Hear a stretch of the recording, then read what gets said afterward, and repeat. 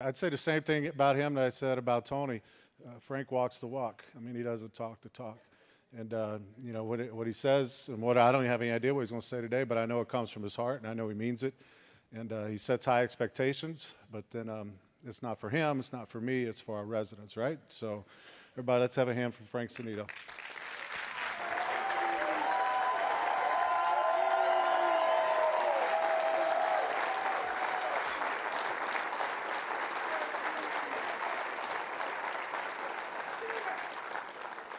Thank you so much. Thank you. Thank you for the round of applause, and thank you for coming from so many different places. It's so great to see so many of you. I see you in the highways, and as we all know, I'm out on the road a lot, and it's so great to have you here in Cleveland. So welcome, welcome all.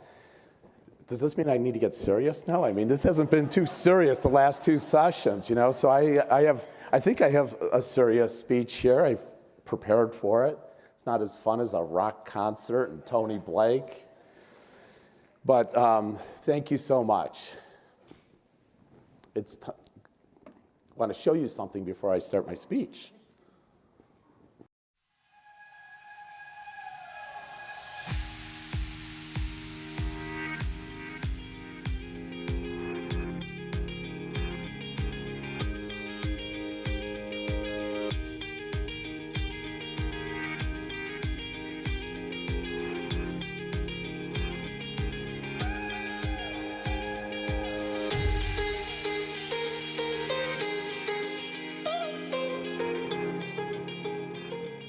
The ownership is helping people's lives and making their homes a better place.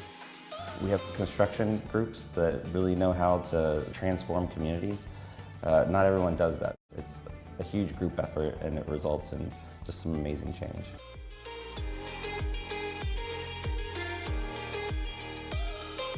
On a daily basis here at Liberty Plaza, our team has a great deal of interaction with our residents, not just for normal work-related reasons.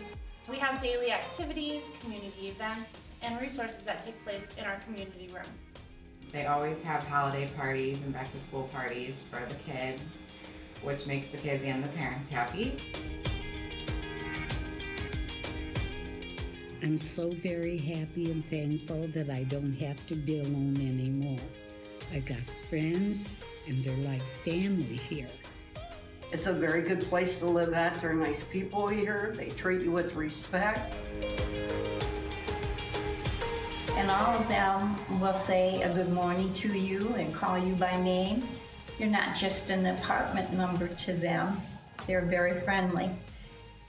We truly are a team. It doesn't matter what your title is. The important thing is that we care.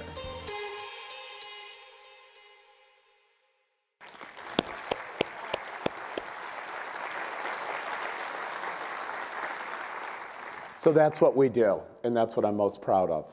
I'm so proud of how we transform properties.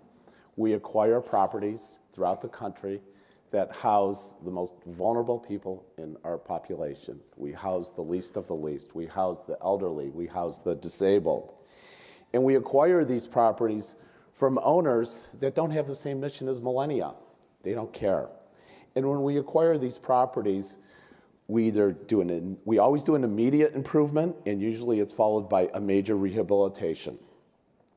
And what gives me so much gratification is that we transform our residents' lives. We transform cultures at a property. And this process is extremely difficult. Oh my God, it is so hard.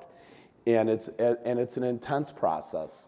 And so many people in this room, as I look around the room, are at the beginning, in the middle, or at the end. But we always will be successful with transforming our properties. It's not just me. It's a company effort. There's many departments that support the Millennia Companies. There's Millennia Housing Management, American Preservation Builders, Millennia Housing Development, and Millennia Housing Capital. And then there's all these departments that flow underneath these companies, and I'm just going to go through them very, very quickly. Our Human Resource Department, the process of recruiting and hiring these employees, our payroll, our benefits, making sure that We have competitive benefits. I don't think we got an increase this year. That wasn't easy on health benefits, so very excited about that. Our accounts receivable department, making sure that we collect the residential rents and also the constructional receivables and get these rents and this money into the bank. Our accounts payable department, to pay all the bills, which makes all of this happen. Our accounting department. Our accounting department prepares the financial statements, so myself and our asset management department will know where we're at on a monthly basis in our tax returns. And we have, as we know, most of our properties, we have some type of compliance with government entities. So there's all these filings and all these deadlines and due dates. Our compliance department, they do such a great job. The screening of all of our residents, the file reviews, the ticks. Everybody knows what ticks are that's gone through a tax credit rehab. Our asset management department, the contract renewals, the annual increases, keeping me informed as to where we're at with all of our properties. Our design department, it starts with myself and our design department. We go to these properties, and it's always me, it's always myself and our director of design that goes to the property, and we have a vision for the property. The vision usually occurs within an hour or two of how we're going to transform this property, and then the design department oversees the construction as the owner rep. Our construction company, should I say anything more? They build the projects. Not easy, very, very difficult. And of course, our executive support staff. I mean, can you imagine supporting me? My schedule, trying to coordinate all these trips, all these emails, oh my God. And then our executive support staff that supports our VPs. Such hardworking people, they do such a great job. Our legal department, they negotiate the purchase and sale agreements on behalf of us as the buyer. They follow the project through to the closing. And most importantly, when you get to our size, we always have issues. Unfortunately, there's always someone filing a claim. Against us. And what do? They protect our company assets. They protect you. They protect me. Our development company is on the front end of all of our acquisitions with securing the necessary equity and the necessary financing, and part and parcel with our capital company that assists me with all of our capital. And as you all know, we do have outside investors. So what our capital company does is extremely important to our growth. Technology, I mean, I can't say enough about our IT department, especially with what they've done over the last 2 weeks. I mean, can you imagine a move and an annual conference on top of one another? So I don't think they've had a day off. I don't think they've slept. So thank you, Mike and team.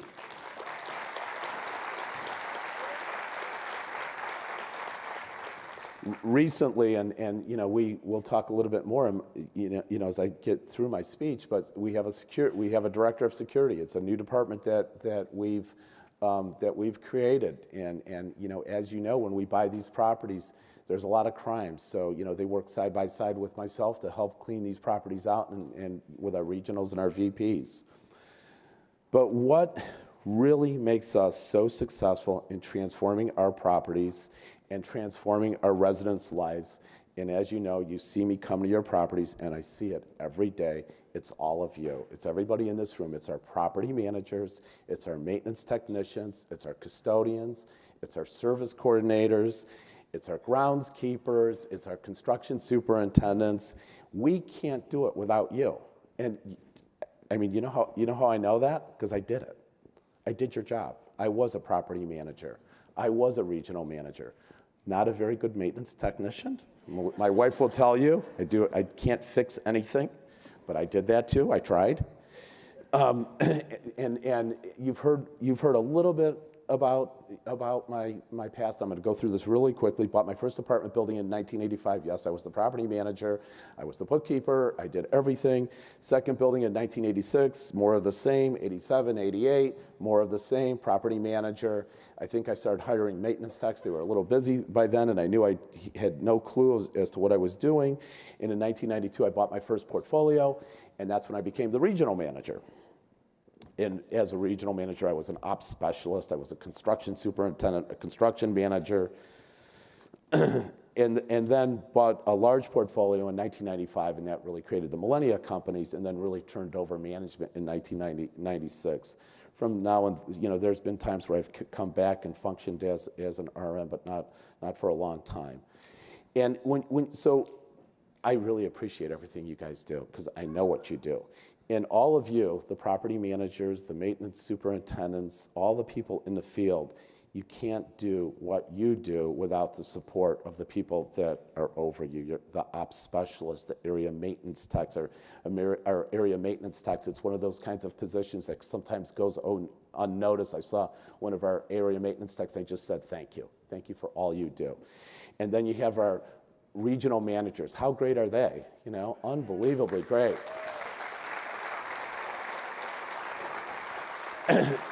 And then you have our VPs. So our VPs, and here's the common thread. The common thread: regional managers, ops specialists, VPs, me. We've all done it. Our VPs were a property manager. Our RMs were a property manager. They know what you go through every single day, and that's what makes this company so great. When I say this, and it's always been my philosophy, we are not a top-down company. It doesn't start with Frank Sinito. And it doesn't start with, the 13th and the 40th floor now at Key Center. I can't even believe that.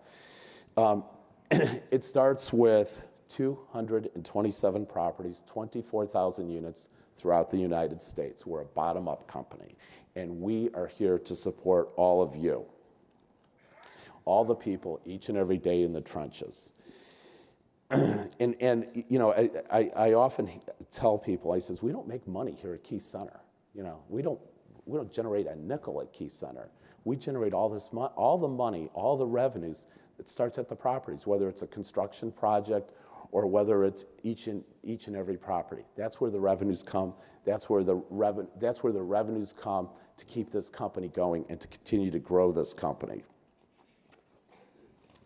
And that's, again, it's why I have so much respect for all of you, and it's why our RMs, it's why our VPs have so much respect for all of you, because they know what you go through. So here at Key Center, very nice. We got these big fancy offices, Class A office space. Let me tell you what we never have to deal with. We never, maybe Cheryl, but I don't think so. We never have to deal with disgruntled residents screaming in your face. I don't think Cheryl will deal with disgruntled tenants at Key Tower. I just don't see it happening. But we never have to deal with disgruntled residents screaming in your face. That probably happens weekly. Happens a lot, right?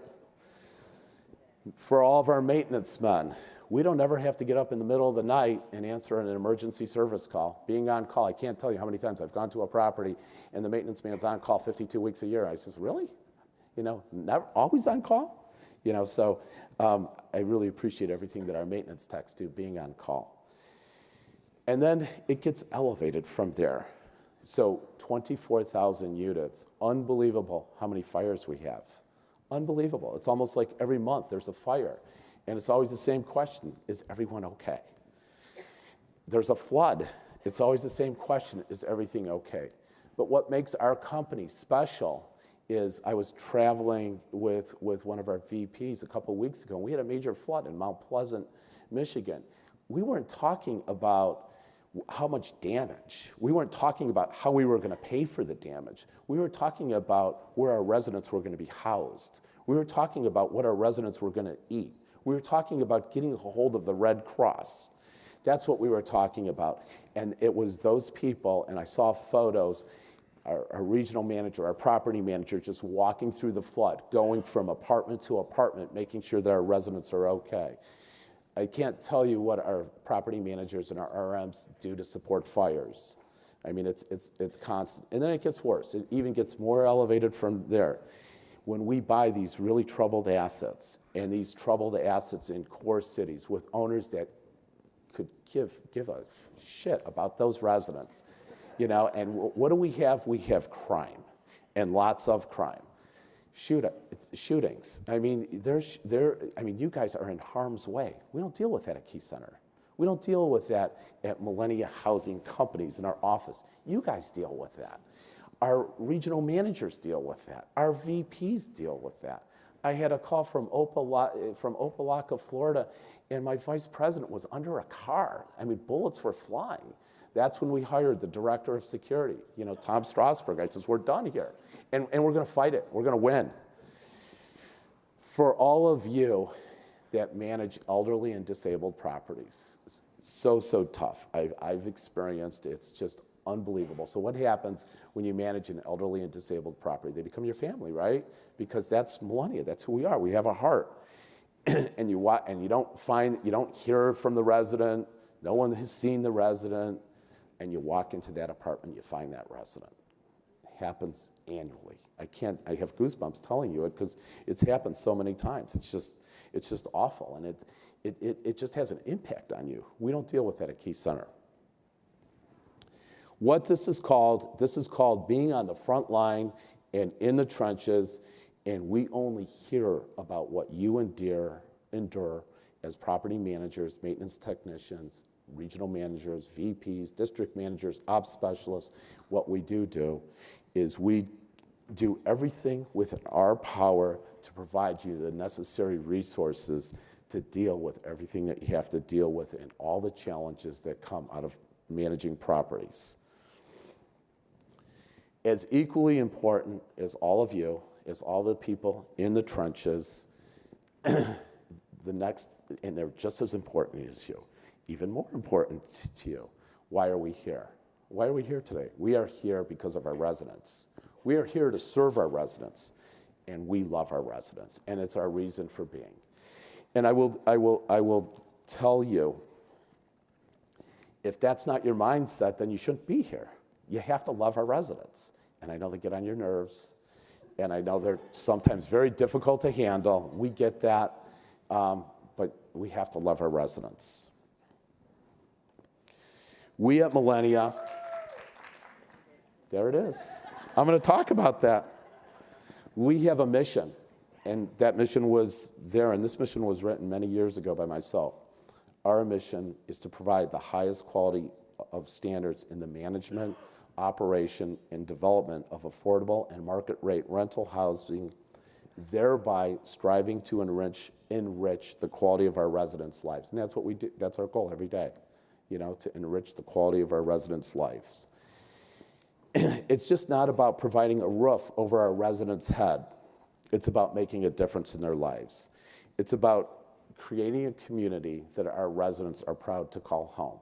Now, let me tell you, these communities that I buy, they're not proud to call those communities home. I know, I've heard it.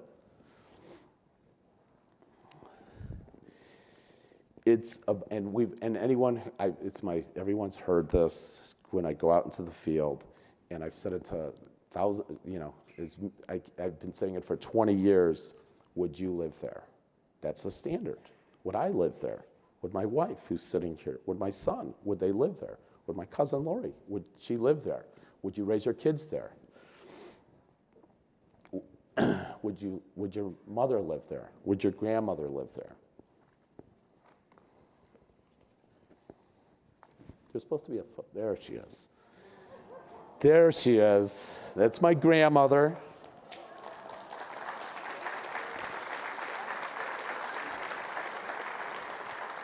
I wasn't always old. I think I was good looking. I think that's why you married me, right? It's a good picture. So that's my grandmother, Lena Sinito.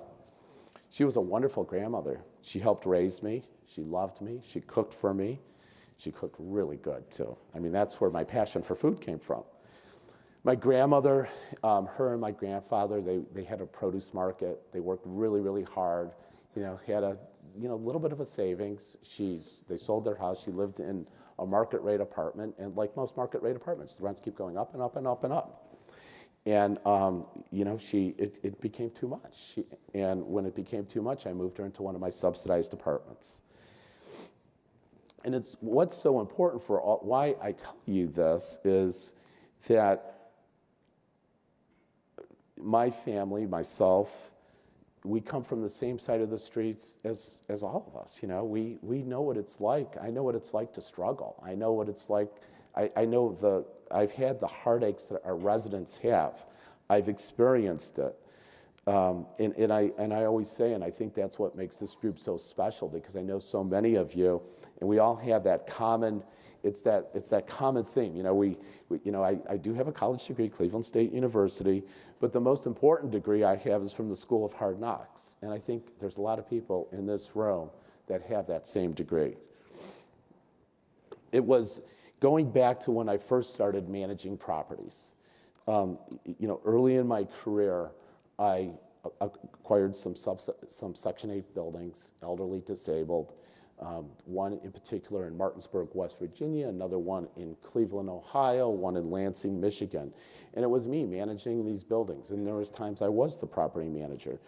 And I realized that our residents were lonely, and I realized that our residents didn't have a lot going on in their lives. And I could remember, at Thanksgiving, I'm leaving, I'm going to have a big family Thanksgiving, and I'm wishing my residents, have a happy Thanksgiving. What are you doing?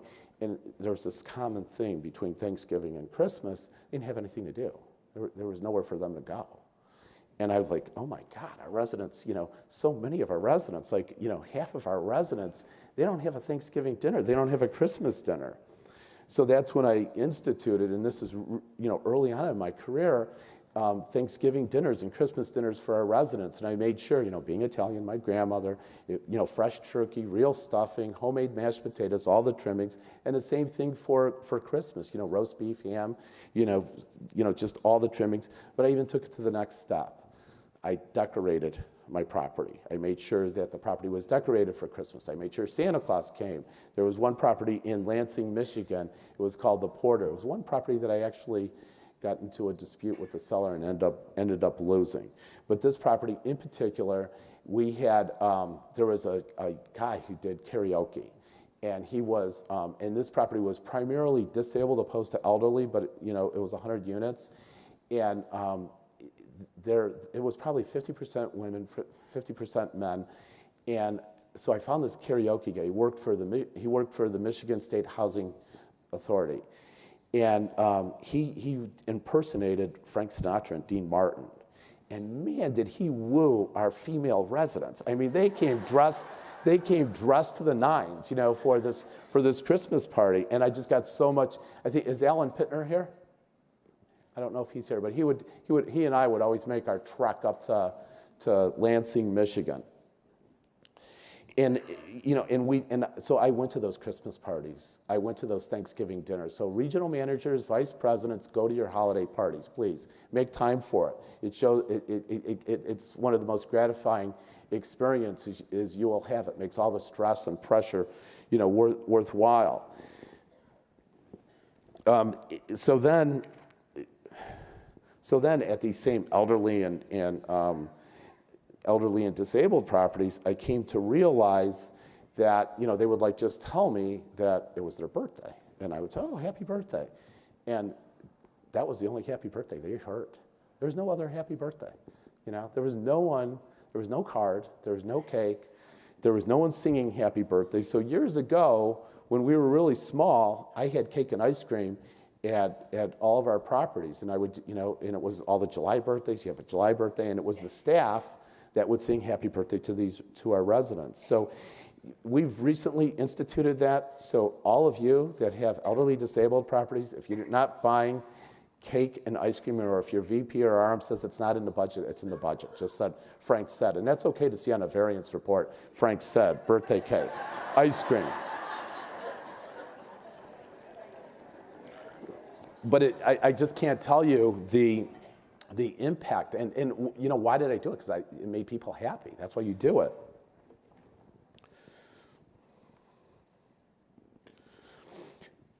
We have newsletters for a reason. And one of the newsletters were initiated because I always wanted to see the activities, family properties, elderly properties. I want lots of activities. The more activities, the better. We want to get our residents out of their apartment home, and we want to have activities that will make them happy, they'll have fun, and will also benefit and enrich the quality of their lives.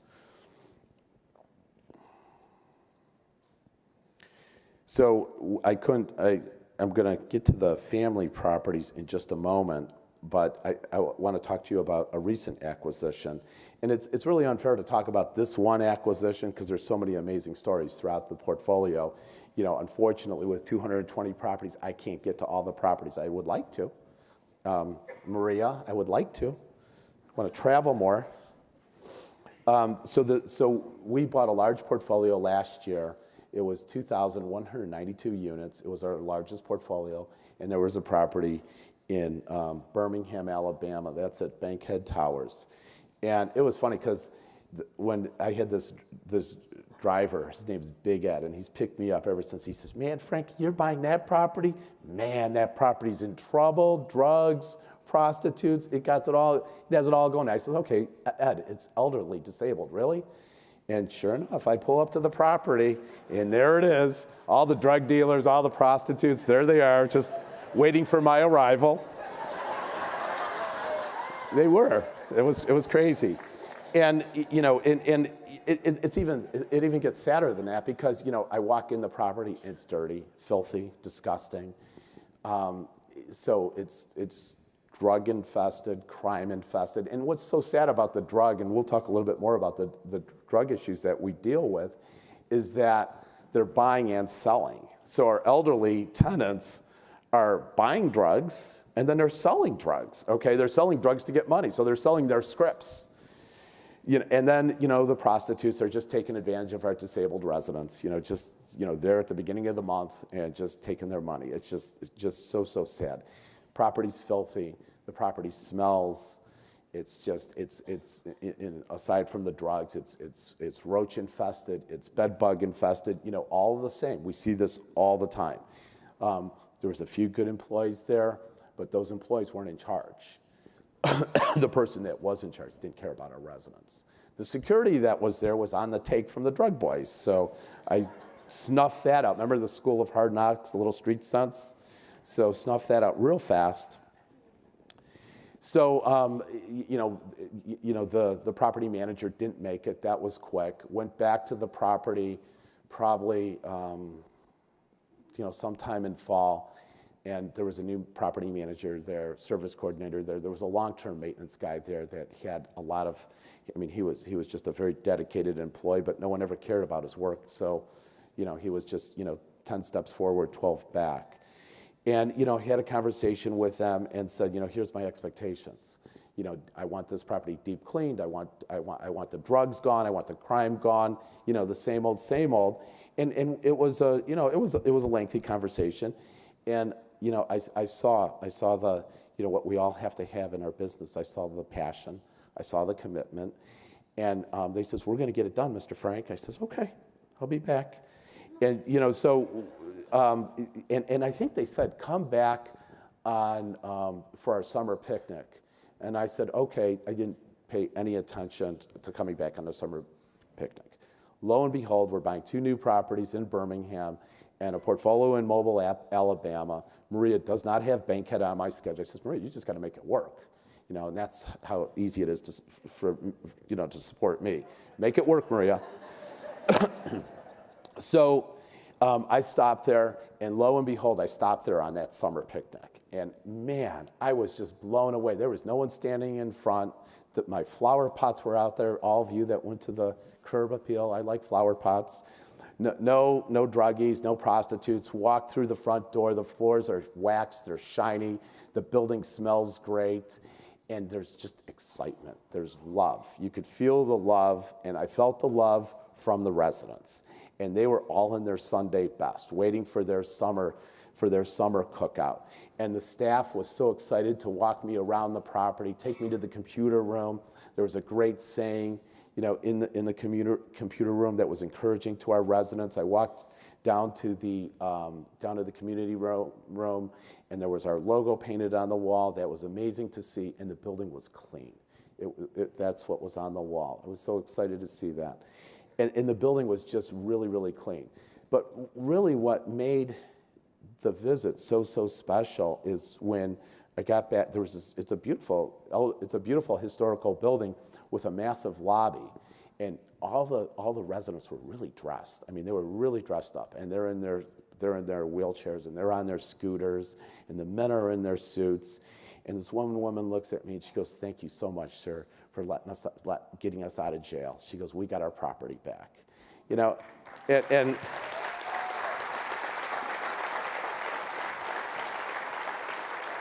so I had an architect with us, and he actually has an office in Key Center, a gentleman by the name of Eric that's going to function as our project manager for all these Alabama acquisitions.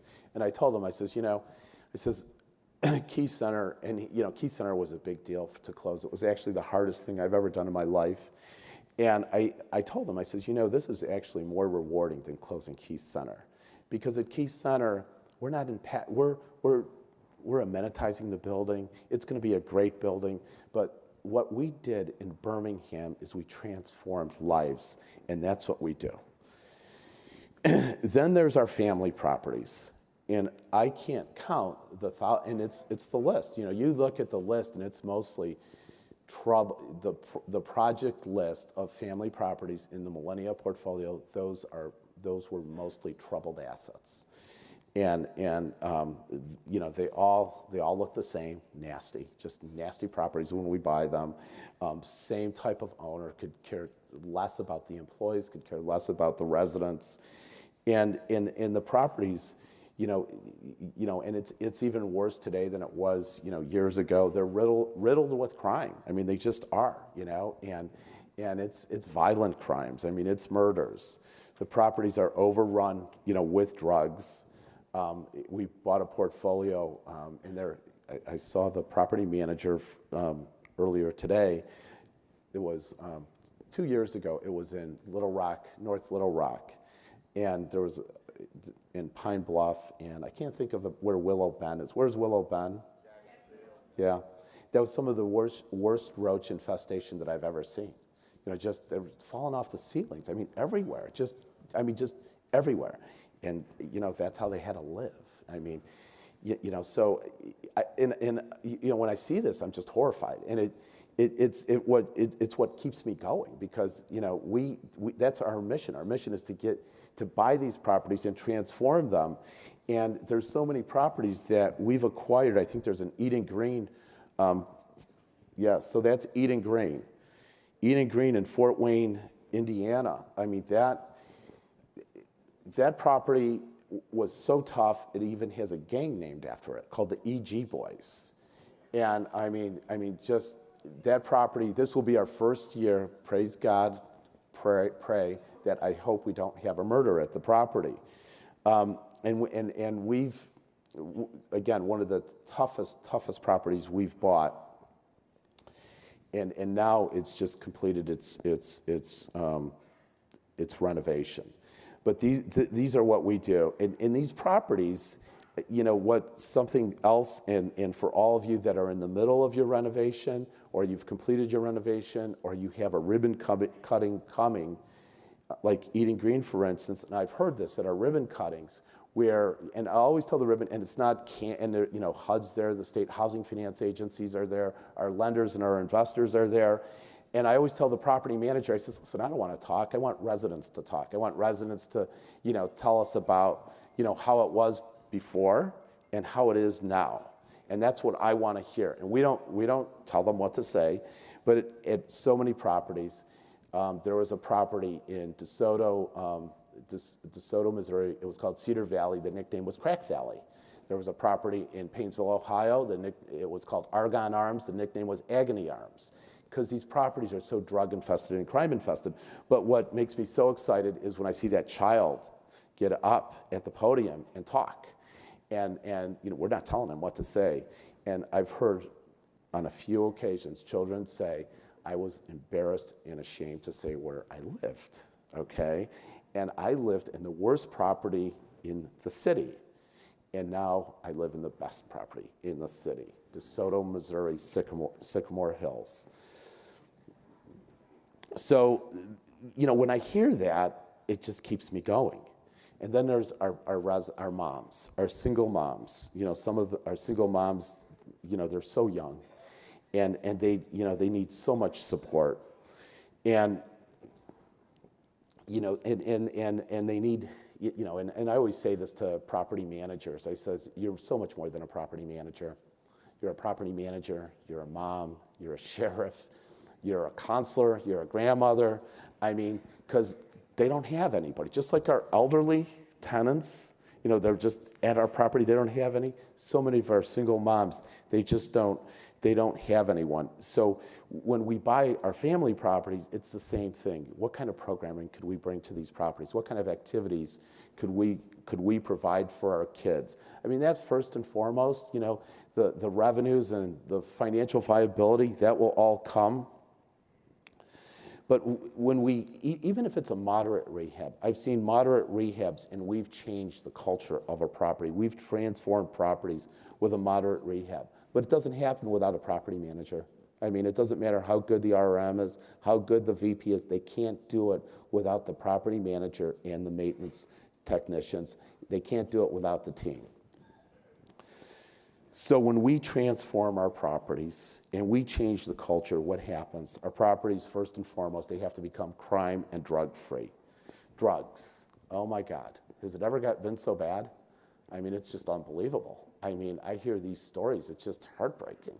I was in Huntington, West Virginia, probably about a month ago, and this property, it was the worst property in the state of West Virginia. And we completely transformed it. I mean, we knocked it out of the park, and it's because of a property manager. She had great leadership as well. But this property manager is telling me about this single mom who was just a great mom. Her house was just clean, took such good care of her kids, and then all of a sudden she gets on heroin. And we had to call Children's Services on her within months. The first question I asked Micah, I says, Micah, did we try to help? He goes, of course we try to help. Of course we're going to try to help. But, so you have to fight drugs every day. You cannot, it's not okay, okay? Marijuana's not okay. It's just not. I was in Riviera Beach about a few weeks ago, kind of losing it around 7 o'clock. Rita had an earful. On my way back, Jessica Schindler had an earful, Tom Strasburger had an earful. I was just really, just going off because there was like a cloud of smoke. Like, are you kidding me? Just a cloud of smoke of marijuana. And then the cars are going in and out, like unbelievable. Now, we just took this property over. It's part of the GMF portfolio. So the most troubled portfolio that, will have ever acquired. It's not acceptable. We will win.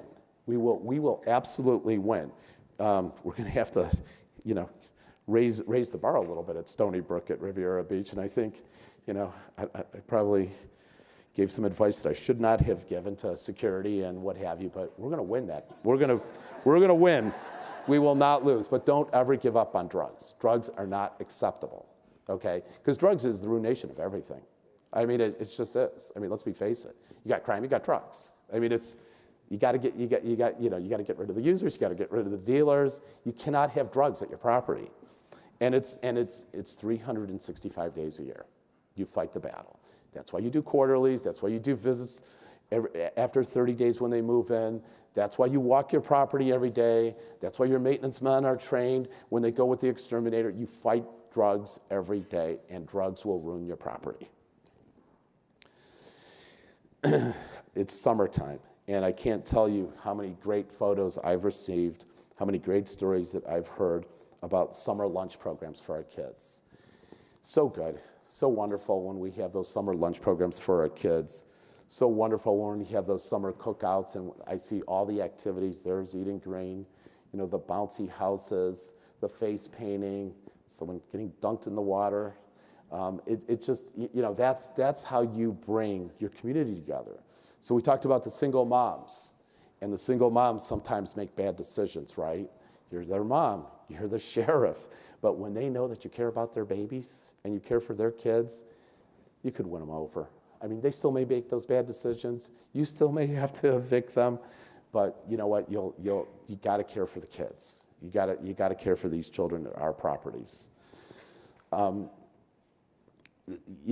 Something that we're not doing, and it's not a requirement. A number of properties do it, but book bags.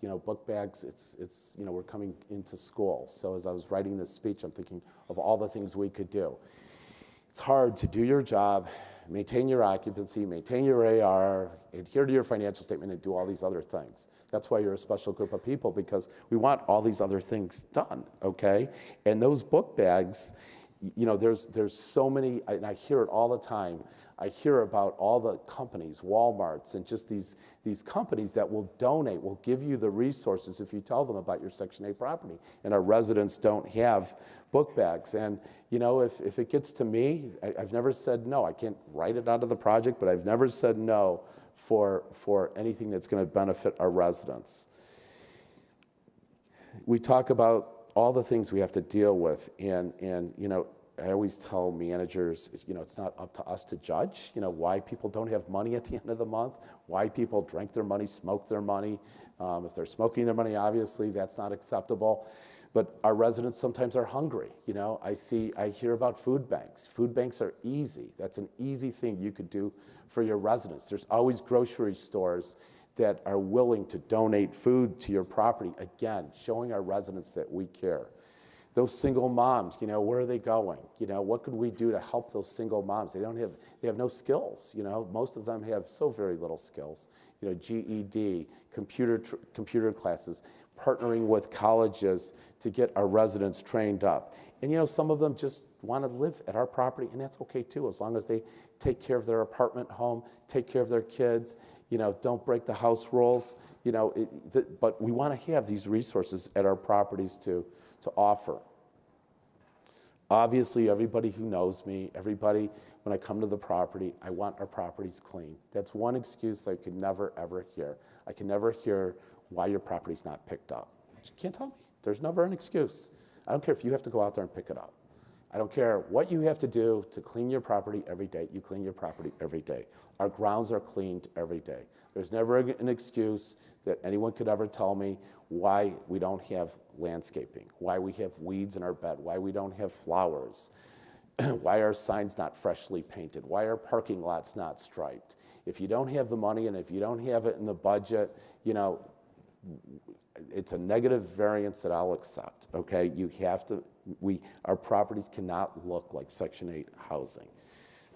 Our apartment homes, you know, as I travel, I see amazing apartment homes. So many of you who are in the beginning of a rehab, you haven't got your rehab. Those apartment homes are so hard to make to look nice. I mean, it's 40 years old, everything's original, and it's just trashed. I mean, you know, and it was trashed when I bought it. It doesn't cost anything to clean it. Clean it, wax the floors, wash the walls, degreaser on the cabinets. It's somebody's home. You know, someone's going to move in there. If that somebody was us, how would we want it to look? And you set the tone, you set the culture of the cultural change that we're trying to create at our properties. By being vigilant and not accepting the norm with Section 8 housing, our goal when it comes to our affordable housing, and I'm not saying a whole lot about market rate housing, which is about 20% of our portfolio, but it's to be the very best. It's to be the best owner and operator of affordable and market rate housing. And you know, we don't do that because, you know, Frank Sinito has an ego or this is what I want. We do this because it's the right thing to do. This is someone's home, someone's living here. So we just want to be the very, very best at what we do. And again, it's why we have this conference. We don't have this conference for our internal corporation. We spend all this money at this conference for all of you, because you're all in the trenches making it happen, and we can't be the best without our property managers, our maintenance technicians, our coordinators, our groundskeepers, and then, you know, it's the RMs and the VPs and the ops specialists. Those are the ones that are directly overseeing our properties. And, you know, I've always said this. I mean, you know, the people in the trenches, I mean, you know, is our CFO important? Of course he's important. You know, is our controller important? Of course she's important. You know, the executive VP of our development company, the president of our capital company, also very important. But the most important people are the people in the trenches. Make no bones about it. You are the most important people in our company. Let's talk about the future.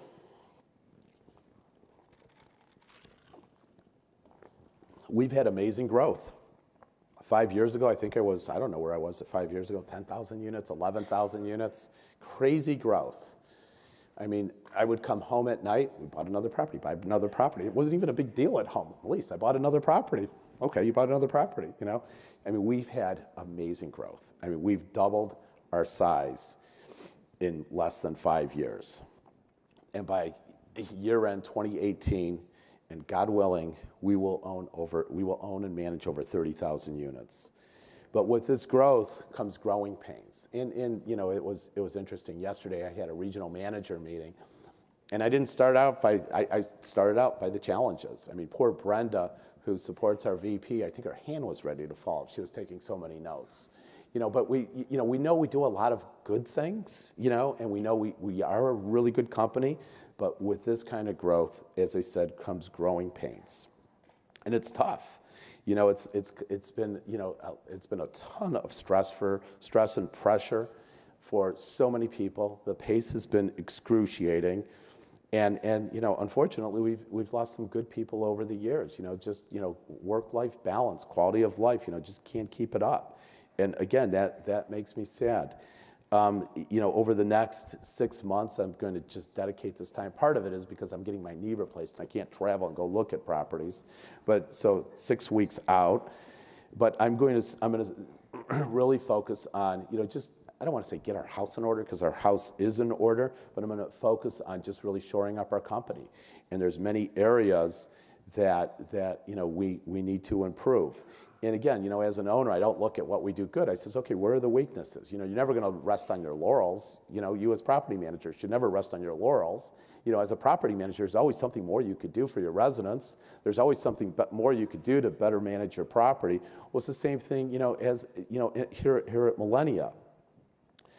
We have some really tough acquisitions, the GMF portfolio, which is 4,600 units of troubled, very, very troubled properties, the most troubled properties there is. I see, you know, we took over Memphis, Tennessee, we took over Jacksonville, we took over Orlando, Riviera Beach, I already talked about, Rensselaer, New York. I mean, and it really is the same old, but these are some of the toughest properties we've ever acquired. And then we have, you know, probably another couple thousand units on top of that. So, you know, it's going to be a time to get these closings done and catch our breath. But, you know, when a company grows at 20%, you know, inefficiencies in holes develop. So, you know, like if I look at the company as a whole, you know, there's going to be a renewed focus on retention. You know, we want to do a really good job at retaining people. Morale, so important. Work-life balance. Training. You can always improve training. Training's something we've gotten better, but we're certainly not where we need to be. And again, because I'm out in the field, I see it, I hear it. Reduction of tenant AR. Reduction of the construction AR, pre-construction, you know, as you know, the management and the development company, as it's been tough for them, it's been really tough for our construction company. We need to shore things up there, especially on the pre-construction side. REACs and MORs, you know, improved REACs, improved MOR scores. Timely and improved investor communications and reporting. There's properties that we have in this portfolio that we have to stabilize. There's so many, we have a huge inventory of properties we have to preserve because I've bought so many troubled assets over the last 3 years. So, you know, we have to preserve the properties that we already own. Better communication to all of our employees. And anyone who knows me knows that I'll be back out there soon. You know, probably beginning of 2018, I'll be out there, you know, buying more properties. Why? Why do I do that? Because of them. That's why I do it, because it's a mission. It's become a mission. That property, Eden Green, such a rough property. Oh my God. There was a property close by, Lakeside Gardens in East Chicago, same deal, drug-infested, crime-infested. Park Shore Commons, drug-infested, crime-infested. Nobody ever cared about those residents. Easter morning, I wake up and I'm looking at videos of the Easter Bunny at those properties. I'm looking at videos of Easter egg hunts. I'm looking at videos of residents getting baptized. That's why I do what I do. That's why I need to get back in the field and start buying properties again. So I'd like to close. Well, I do want to say another thing. So yesterday after the regional manager meeting, two big guys come up to me. They're employees of ours. One was both football players. One was a really great college football player. She goes, man, you do a lot good. You know what? You're a little hard on yourself. So I looked at him. If you guys know Cephas Scott, he's around here somewhere. There he is, back there. Big guy. Big football player. We love Cephas. So I said, Cephas, you played ball, right? Did you play for some championship teams? He says, yes, sir. I said, you play for championship teams that won it all? He says, yes, sir. I says, was that coach ever happy?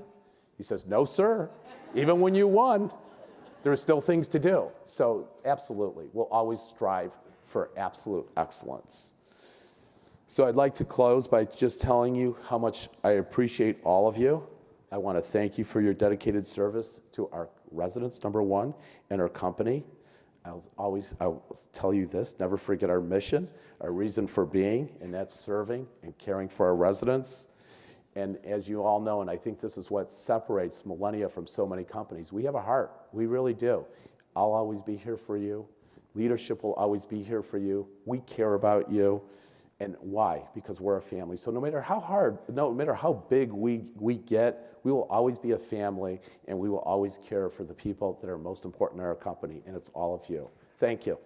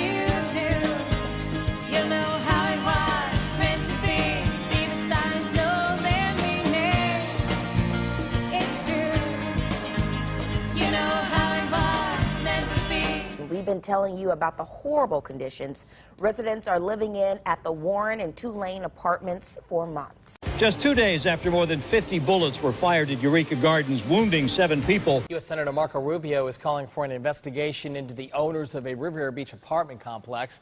The Stony Brook Apartments is owned by Global Ministries Foundation. The city says it's the subject of repeated code violations.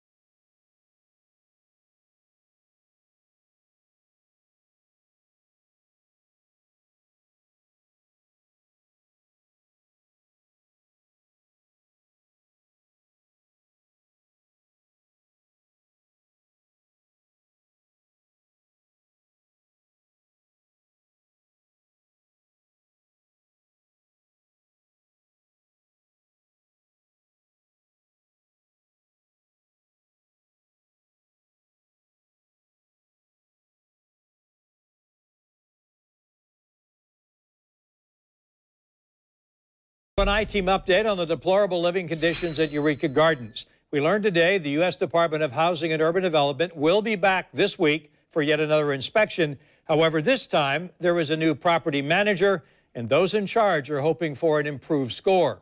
I-Team investigator Lindsay Gardner is joining us live to tell us about a visit to the community today by the new Congressman Al Lawson. Lindsay.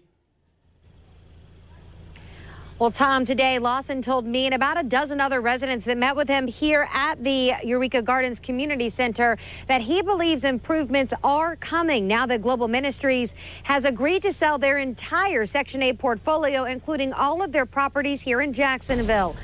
Our 2-year-long I-Team investigation of living conditions at Eureka Gardens now showing some results. With new ownership pending, it looks like a new $18 million upgrade to the troubled housing complex is about to happen. Today, the new Secretary of HUD, Ben Carson, paid a visit along with Senator Rubio and Congressman Al Lawson. They were there to see what changes are in store. Channel 4's Jim Piggott was there too and shows us what's already being done. Now, let me show you what residents now face when they move in. This is an example of a vacated apartment. It's a mess. It's dirty. There are trash, stuff left behind like this. The kitchen, as you can see, just really needs to be clean. Now, what Millennia, the group that's purchasing this property, what they're going to do is now fix every unit up right now, just like this. Now, take a look. A big difference in the kitchen here. The appliances are nice. They're new. It's clean. The place is clean. And that's what they're showing the people. This is what the future is for Eureka Gardens. But it's even going to get better than this. That's what HUD Secretary Ben Carson was here to find out firsthand. He walked the units and met some of the tenants.